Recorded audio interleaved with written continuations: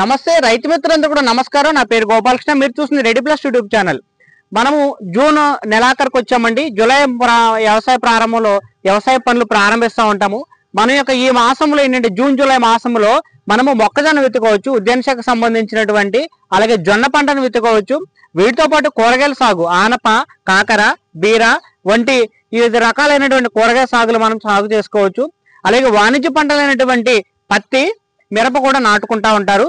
So రైతు సోదరులందరూ కూడా ఈ యొక్క విత్తనాలు పెట్టుకోవడానికి చాలా మంది రైతు సోదరులు ఫెర్రో ఇరిగేషన్ అంటే కాలువల ద్వారా పంట సాల పద్ధతిని అవలంబిస్తూ ఉంటారు. ఈ పంట సాల పద్ధతి అవలంబించడం వల్ల ఏంటంటే రైతులు ఆ యొక్క నాణ్యమైన విత్తనాలు కొనుక్కొని తెచ్చుకున్నప్పుడు ఏంటంటే ఈ యొక్క విత్తనాలకి సరైనటువంటి ప్రొటెక్షన్ అంటే సరైనటువంటి తెగుళ్ళు ఇవన్నీ కూడా ఆశిస్తూ ఉంటాయి. సరైన ప్రొటెక్షన్ లేక దానికి మనము డ్రిప్ ఇరిగేషన్ లేదా స్ప్రింక్లర్ ఇరిగేషన్ లేదా రెయిన్ పైప్ సిస్టమ్ కనుక వాడినట్లయితే, అది కూడా రెడీ ప్లస్ డ్రిప్ కనుక వాడినట్లయితే మనకి ఏంటంటే విత్తనాలకి మేలైనటువంటి సంరక్షణ అంటే ప్రొటెక్షన్ ఇచ్చిన వాళ్ళం అవుతాము. తద్వారా ఏమంటే తక్కువ ఉన్న గింజ నానడం వల్ల ఏంటంటే మొక్క త్వరగా వస్తుంది. ఎక్కువ నానిపోవడం వల్ల ఏంటంటే జర్మినేషన్ అంటే మొలకెత్తే శాతం అనేది చాలా తక్కువగా ఉంటుంది.